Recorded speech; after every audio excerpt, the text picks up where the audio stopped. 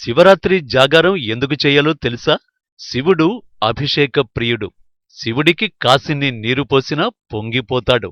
శివరాత్రి రోజు అర్చించటం, అభిషేకించడం వల్ల సదాశివుడి అనుగ్రహంతో జీవితానికి పట్టిన పీడ తొలగిపోతుందని భక్తుల నమ్మకం.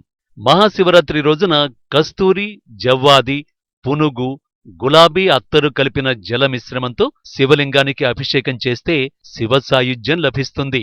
పలు రకాల పువ్వులతో శివాభిషేకం నిర్వహిస్తే రాజభోగం కలుగుతుంది. వెండి ధూళి లేదా వెండి రజనుతో శివాభిషేకం చేస్తే విద్యాప్రాప్తి కలుగుతుంది. నవధాన్యాలతో శివాభిషేకం చేసినట్లయితే ధన, భార్య, పుత్రలాభం. పటిక బెల్లపు పలుకులతో శివాభిషేకం చేస్తే ఆరోగ్యము సిద్ధిస్తుంది. ఉప్పుతో అభిషేకించితే సౌభాగ్యం చేకూరుతుంది. విభూదితో చేసే అభిషేకం వల్ల సర్వకార్యాలు లాభిస్తాయి. బెల్లపు పలుకులతో అభిషేకం చేసినట్లయితే ప్రేమ వ్యవహారంలో జయం కలుగుతుంది. వెదురు చిగుళ్లతో అభిషేకం చేస్తే వంశవృద్ధి. పాలాభిషేకం వలన కీర్తి, సిరి, సుఖాలు కలుగుతాయి. ఇక మారేడు చెట్టు బెరడు, వేర్ల నుంచి తీసిన భస్మంతో చేస్తే దారిద్ర్య నాశనం అవుతుంది.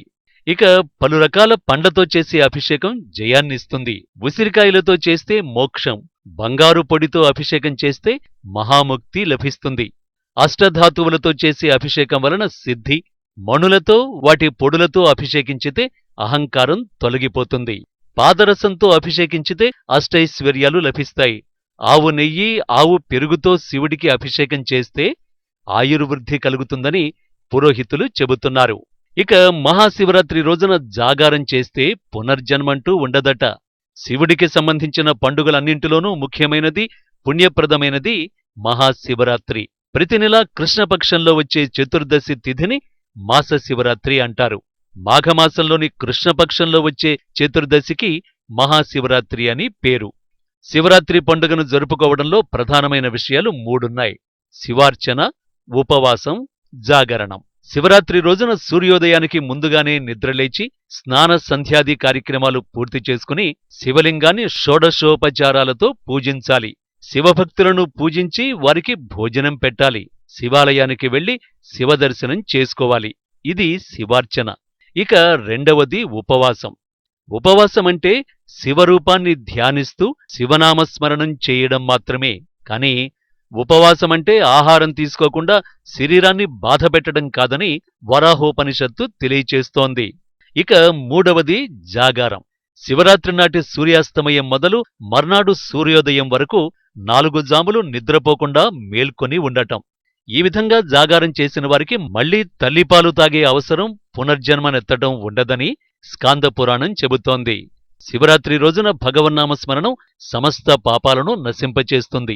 శివరాత్రి నాడు చేసే జాగారాన్ని వ్యర్థ ప్రసంగాలతోనూ ఎటువంటి ప్రయోజనమూ లేని వాటిని చూస్తూనో కాకుండా శివనామాన్ని స్మరిస్తూ శివగాథలను చదువుకుంటూ శివలీలల్ని చూస్తూ చేసినట్లయితే కాలాన్ని సద్వినియోగం చేసుకున్నట్లవుతుంది. ఇంకా పుణ్యమూ పురుషార్థమూ రెండూ లభిస్తాయని పురోహితులు చెబుతున్నారు. పూర్వం గుణనిధి అనే దుర్మార్గుడు శివరాత్రి నాటి రాత్రి ఆకలితో ఓ శివాలయంలోకి వెళ్లాడు. నైవేద్యం కోసం ఉంచిన అన్నాన్ని, పిండి వంటలను కాజేద్దామని అనుకున్నాడు. తెల్లవార్లు కునుకు లేకుండానే ఉన్నాడు. దీపజ్వాల కొండెక్కుతుంటే ఒత్తిని ఎగదోశాడు. ఉత్తరీయం అంచును చించి దారపు పోగులను ఒత్తిగా చేసి ఆవు నెయ్యి పోసి వెలిగించాడు.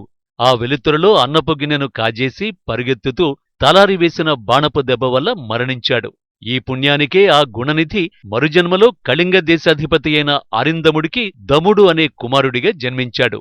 ఆ జన్మలో మహారాజై అనేక శివాలయాల్లో అఖండ దీపారాధనలు చేయించి ఆ పుణ్యం వల్ల ఆ పై జన్మలో కుబేరుడిగా జన్మించి ఉత్తర దిక్పాలకుడైనాడు.